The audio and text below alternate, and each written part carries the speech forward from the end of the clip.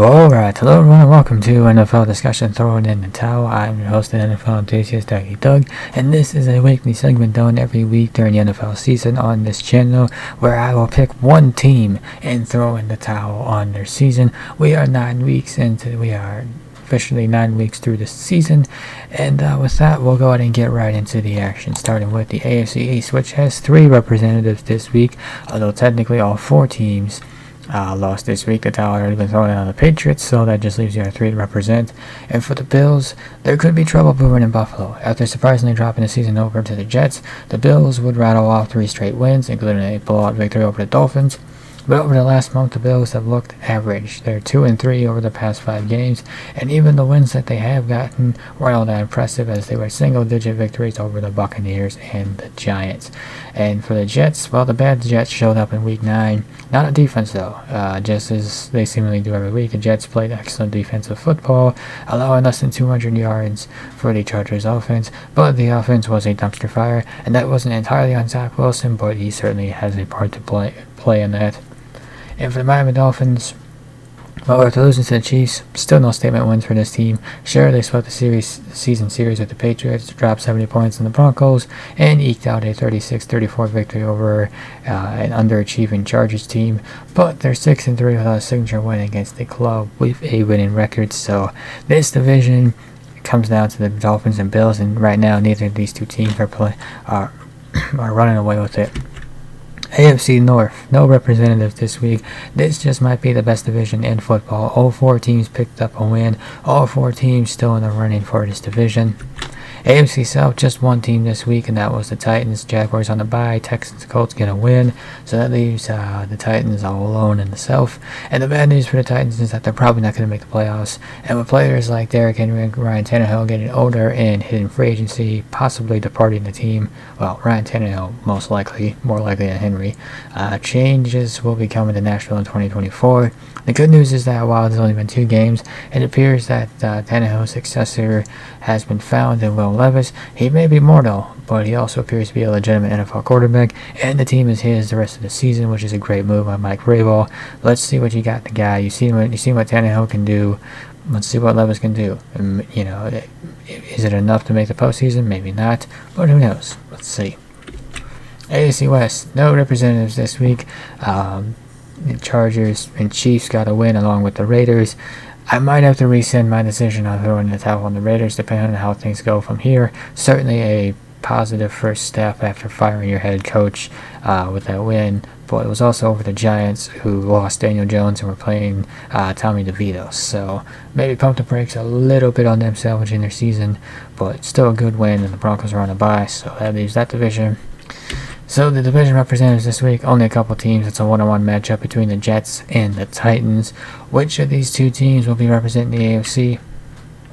It's the Titans. I mean, listen, the Jets offense is a dumpster fire, yes, but at least they have the defense to kind of back them up in some way. But for the Titans are pretty much a question mark at this point. You got a new quarterback under center too, so I guess we'll see how things play out. But yeah, that's the AFC representative this week, the Titans. Moving on to the NFC with the NFC East, and that's the Cowboys. All by their lonesome. Commanders did get a win, but I wouldn't call it beating the Patriots an inspiring win, or one that makes me think you're going to turn your season around. And the Giants, well, the Giants are just waiting for the end of the season to be over. But yeah, Cowboys lose to the Eagles, so there's that lone representative for the East. NFC North, no representatives this week. Packers did get a win, but I wouldn't call that an inspiring win either, because you beat a Rams team that's not a very good team. And also Matthew Stafford wasn't playing either. So take that as you will. And pretty much the Lions are on a bye, and the Vikings got a win. An impressive win at that. NFC South, couple teams this week, Falcons and Buccaneers. And for the Buccaneers, well, Baker Mayfield has to be wondering what it takes to lead his team to victory after the Buccaneers handed the game to the Texans. Mayfield would lead a couple of fourth-quarter touchdown drives, including what should have been the game winner with only 4 to 6 seconds remaining, but the pass defense pretty much just kind of gave up and, dropped the ball, and dropped the game pretty much for the Buccaneers. And They have now lost 4 straight, despite solid and good play from the quarterback position, which was supposed to be the biggest weakness for the team this season. Tampa Bay is now 3-5 with no direction whatsoever, so I guess they got that going for them. In 2021, the Falcons drafted Kyle Pitts at number 4. 2 years later, they drafted Bijan Robinson in the top 10. And apparently, for whatever reason, Arthur Smith has not incorporated those guys more into the offense. I don't know why, but yeah, I mean, his play calling it's interesting to say the least, and it hasn't really particularly been working. Desmond Ridder has not played good football this year. Taylor Heineke, well, I think we all knew who he was before he came in, and then he started playing a couple weeks and hasn't been that much better with Heineke under center. Over in the NFC West, the Seahawks and the Rams this week, with the 49ers on a bye and the Cardinals being the Cardinals.